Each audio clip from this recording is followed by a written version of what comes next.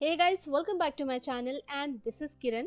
तो ये वीडियो उन सारे कैंडिडेट्स के लिए एप्लीकेबल होगा जिन्होंने जी मेन 2023 का एग्ज़ाम लिखा है एंड अभी वो वेट कर रहे हैं कि रिज़ल्ट आ जाए। 12th का रिज़ल्ट का वेट कर रहे हैं एंड जी मेन 2023 का रिज़ल्ट का भी वेट कर रहे हैं कि उनको अच्छा सा रैंक मिल जाए सो दैट उन्हें काउंसलिंग के थ्रू अच्छा कॉलेज मिल जाए। तो अच्छा कॉलेज मिले इसके लिए कुछ कुछ बातों का ध्यान अभी से रखना ज़रूरी है कि काउंसलिंग के टाइम बहुत सारे इंपॉर्टेंट सर्टिफिकेट्स की ज़रूरत होती है एंड उस समय अगर सर्टिफिकेट नहीं हुआ तो जो काउंसलिंग में तुम्हें सीट मिलने वाली थी वो कैंसिल भी हो सकती है। तो इस चीज़ का ध्यान रखना। ये जो इंपॉर्टेंट सर्टिफिकेट्स हैं मैं इस वीडियो में बता देती हूँ कि कौन कौन सी इंपॉर्टेंट सर्टिफिकेट की ज़रूरत होती है उस समय एंड ये सारे काउंसलिंग में ज़रूरत होती है। चाहे तुम जोसा काउंसलिंग में पार्टिसिपेट करो, सीसैप काउंसलिंग में पार्टिसिपेट करो, अपने स्टेट लेवल इंजीनियरिंग काउंसलिंग में पार्टिसिपेट करो या फिर प्राइवेट कॉलेज के काउंसलिंग में पार्टिसिपेट करो, बहुत इंपॉर्टेंट होते हैं। तो सबसे पहले हम लोग स्टार्ट करते हैं इनकम सर्टिफिकेट से। तो ये जो इनकम सर्टिफिकेट है सबको ज़रूरत नहीं पड़ती है, कुछ कुछ कॉलेज में ही ये मांगा जाता है, लेकिन अगर ये मांगा जाता है तो इट्स बेटर कि तुम इनकम सर्टिफिकेट पहले से बना के रखो क्योंकि ये स्टूडेंट के फ़ायदेमंद के लिए ही होता है एंड ये इसको तुम स्कॉलरशिप्स के लिए अप्लाई कर सकते हो। एक तो कॉलेज लेवल का स्कॉलरशिप्स होता है एंड दूसरा होता है नेशनल लेवल का। नेशनल लेवल का जो स्कॉलरशिप्स है, आई होप तुम्हें एनएसपी स्कॉलरशिप के बारे में पता होता है क्योंकि ये जो एनएसपी स्कॉलरशिप्स होता है ये जी मेन में जो बैठते हैं एंड अगर अच्छा कॉलेज मिला जोसा के थ्रू तो उनको जितना भी ट्यूशन फ़ी होता है, जितना भी कॉलेज फ़ी होता है वो रिफ़ंड होता है, रीइम्बर्स हो जाता है मेनली अगर तुम एनएसपी स्कॉलरशिप के लिए एलिजिबल हो एंड वो तुम्हें मिल जाता है तो उसमें इनकम सर्टिफिकेट बहुत मायने रखता है। उसके बाद जब तुम लोन लेने जाओगे तो भी इनकम सर्टिफिकेट ज़रूरत पड़ेगा एंड जब ईडब्ल्यूएस या ओबीसी सर्टिफिकेट जो कैंडिडेट बनाएंगे, जो लोग इस कैटेगरी में बिलोंग करते हैं, वो अगर बनाएंगे तो उनको इनकम सर्टिफिकेट ज़रूरी होगा एंड इस चीज़ का ध्यान रखना, ये जो इनकम सर्टिफिकेट होना चाहिए ऑन और आफ्टर 1 अप्रैल 2023 के बाद ही होना चाहिए। उससे पहले जो भी इनकम सर्टिफिकेट बना होगा वो अब वैलिड नहीं होगा 2023 काउंसलिंग के लिए। तो इस चीज़ का ध्यान रखना, अगर तुम्हारा 31 मार्च 2023 से पहले इनकम सर्टिफिकेट बना होगा तो वो वैलिड नहीं है, अब न्यू बनवा लो। अगर तुम्हें स्कॉलरशिप, लोन, ईडब्ल्यूएस या फिर ओबीसी सर्टिफिकेट बनवाना है एंड कुछ कुछ कॉलेज में मांगा भी जाएगा इनकम सर्टिफिकेट, तो इट्स बेटर कि अभी इनकम सर्टिफिकेट बनवा लो। अप्रैल मई जून अभी टाइम है तो आराम से बनवा लो। एंड अब नेक्स्ट हम लोग बात करते हैं residential certificate. Residential certificate latest होना चाहिए। अब ये तुम्हारे स्टेट पे डिपेंड करता है कि वो तुम्हारे सीओ बनाते हैं या एसडीओ बनाते हैं, एसडीएम बनाते हैं, डीएम डीसी कौन बनाते हैं, लेकिन लेटेस्ट होना चाहिए, एटलीस्ट सीओ लेवल का होना चाहिए। ये कुछ कुछ कॉलेज में ही मांगा जाता है, ये सारे कैंडिडेट्स को ज़रूरत नहीं है, लेकिन स्पेशली जो लोग स्टेट लेवल इंजीनियरिंग काउंसलिंग में पार्टिसिपेट करते हैं उनको रेसिडेंशियल सर्टिफिकेट कंपलसरी होता है। जैसे अगर तुम झारखंड वाले में पार्टिसिपेट करोगे जेसीईसीबी काउंसलिंग में या फिर बिहार वाले इंजीनियरिंग काउंसलिंग में पार्टिसिपेट करोगे तो बिहार का रेसिडेंशियल सर्टिफिकेट चाहिए, या फिर अगर वेस्ट बंगाल वाले या फिर उड़ीसा वाले काउंसलिंग में पार्टिसिपेट कर रहे हैं तो कुछ कुछ सीट्स स्टेट वालों के लिए रिजर्व रहते हैं, तो उसके लिए रेसिडेंशियल सर्टिफिकेट्स की ज़रूरत पड़ती है। तो अपने स्टेट का जो भी तुम्हारा डोमिसाइल स्टेट है उसका अपना रेसिडेंशियल सर्टिफिकेट बना लेना, लेटेस्ट बना लेना। अब कुछ कुछ लोग बोलेंगे कि 2 साल 3 साल 4 साल पहले बना हुआ है तो वैलिड होगा कि नहीं होगा।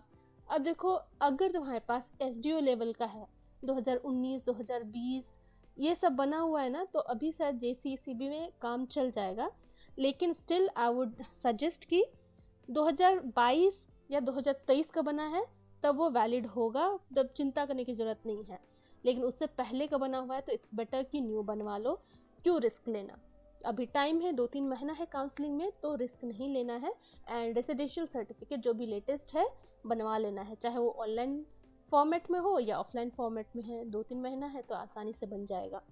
एंड अब नेक्स्ट बात करते हैं हम लोग कास्ट एंड कैटेगरी सर्टिफिकेट की। तो जो भी लोग एससी एसटी ओबीसी ईडब्ल्यूएस होते हैं उनको कास्ट सर्टिफिकेट या फिर कैटेगरी सर्टिफिकेट जमा करना पड़ता है काउंसलिंग के दौरान, या फिर जब तुम लोगों ने जी मेन एग्ज़ाम लिखा होगा उस समय भी ये कास्ट सर्टिफिकेट मांगा गया होगा। तो 2-3 चीज़ यहाँ पे मैं एक बाइफर्केट करना चाहूँगी। जो लोग एससी एसटी कैंडिडेट्स हैं, अगर उनका सर्टिफिकेट एसडीओ लेवल या फिर जो सा फॉर्मेट में SDM या फिर DM DC ऑफिस से बना है तो वो वैलिड होगा, मतलब 3-4 साल पुराना भी है तो वैलिड होगा। लेकिन जो लोग OBC या EWS कैंडिडेट्स हैं उनका जो सर्टिफिकेट है 1 अप्रैल 2023 या उसके बाद का ही बना होना चाहिए, तभी वो वैलिड होगा। देखो तुम लोग ने 2023 का एग्ज़ाम दिया, 2023 में दिया होगा तो 2022 वाला सर्टिफिकेट तुम लोग ने यूज़ किया होगा OBC या EWS। जो तुम लोग ने यूज़ किया था एग्ज़ाम लिखने के दौरान, मतलब 31 मार्च से पहले, वो अब वैलिड नहीं होगा। अब तुमको अपना लेटेस्ट सर्टिफिकेट बनवाना होगा OBC और EWS वालों को 1 अप्रैल 2023 के बाद, क्योंकि उससे पहले का जो सर्टिफिकेट बना होगा 31 मार्च 2023 से पहले का जो OBC और EWS सर्टिफिकेट है वो इनवैलिड हो गया है। अभी काउंसलिंग में पार्टिसिपेट करना है तो 1 अप्रैल 2023 के बाद ही बना होना चाहिए सर्टिफिकेट। तो इस चीज़ का ध्यान रखना, क्योंकि देखो जो OBC और EWS कैंडिडेट्स होते हैं उनका जो मेनली जो कैटेगरी उनको बनता है सर्टिफिकेट, वो mainly based on income certificate बनता है।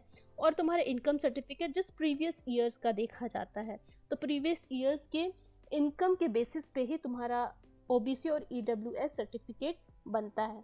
अब हम लोग बात करते हैं 10th और 12th सर्टिफिकेट्स की।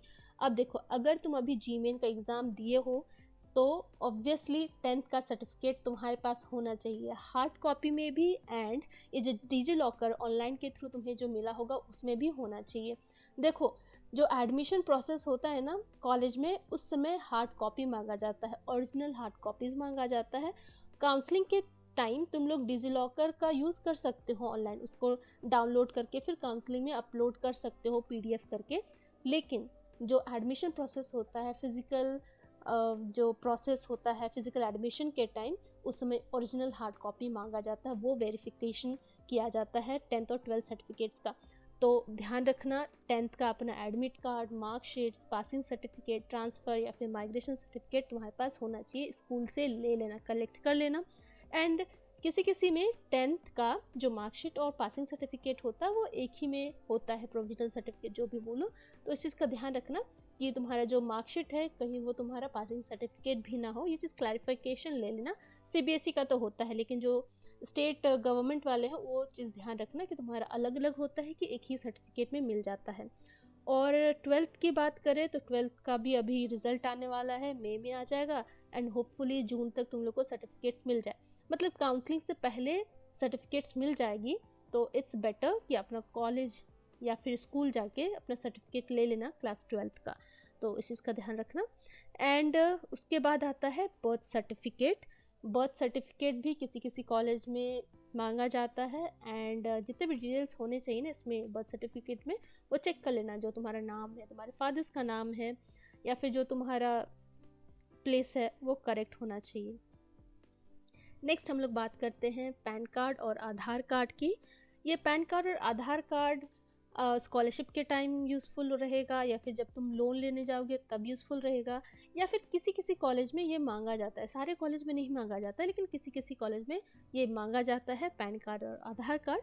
तो इस चीज़ का ध्यान रखना कि जो तुम्हारा नाम है, फादर्स नेम है, मदर्स नेम है, एंड डेट ऑफ बर्थ, ये करेक्ट होना चाहिए। एंड अगर करेक्ट नहीं है तो इसको करेक्ट कर लो, क्योंकि अभी तुम्हारे पास टाइम है, ठीक है। एंड जितने भी सर्टिफिकेट्स की मैंने बात की है उसमें ध्यान रखना अपना नाम, father's name, mother's name and date of birth correct होना चाहिए सारे सर्टिफिकेट्स में। इन केस किसी भी सर्टिफिकेट में मिसमैच हो रहा है तो करेक्ट करवा लो, तुम्हारे पास इनफ टाइम है। जिसका ध्यान रखना जो तुम्हारे क्लास 10th का सर्टिफिकेट्स में डिटेल्स है, जो भी डिटेल्स है वो करेक्ट होना चाहिए, क्योंकि अगर बाकी जगह तुम्हारा मिसमैच हुआ तो सबसे पहले वो लोग देखेंगे जो तुम्हारा क्लास 10th का सर्टिफिकेट में डिटेल्स है उसी से बाकी सर्टिफिकेट को मैच कराएंगे। तो सबसे पहले तो क्लास 10th का सर्टिफिकेट देख लेना सारा डिटेल्स करेक्ट है या नहीं है, एंड अगर करेक्ट है क्लास 10th का सर्टिफिकेट में सारा डिटेल्स तो उस हिसाब से बाकी जो सर्टिफिकेट्स है उसका डिटेल्स मैच करो, एंड जो मिसमैच है उसको करेक्ट करवा लेना।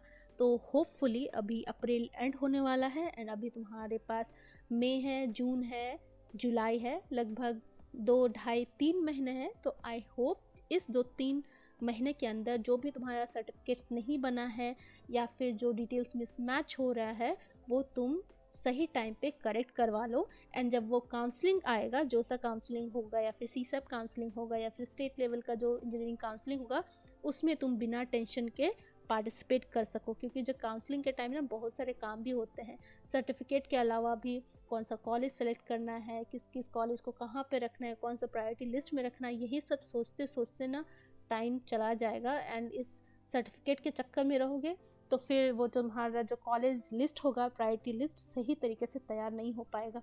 तो सारा जो डॉक्यूमेंट्स है तैयार कर लो, सारा डिटेल्स करेक्ट कर लो। एंड मैं मिलती हूँ नेक्स्ट वीडियो में।